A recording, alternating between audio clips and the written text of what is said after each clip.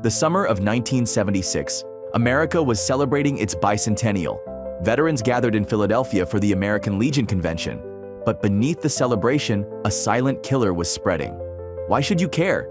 If you own or manage a building, or if your company relies on cooling towers or central air systems, this story could save lives. In July 1976, Air Force Captain Ray Brennan was the first known victim of a mysterious illness. The press called it the Philadelphia Killer. A year later, investigators discovered the cause: Legionella pneumophila. Legionnaire's disease spreads when we inhale tiny water droplets carrying this bacteria.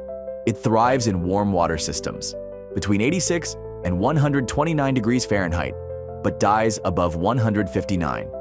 Where can it hide? Cooling towers, hot tubs, fountains, ice machines, fire suppression systems, even swimming pools, and soil. Everyday systems we rely on. Fast forward to August 2025, Central Harlem, New York City. Over 111 people were infected and 6 lives lost. The source: 12 contaminated cooling towers. This is not history, it's happening now.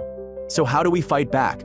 With regular disinfection, chemical treatments, UV light, and proper maintenance. The CDC and National Library of Medicine provide guidance, but action starts with awareness. Share this message.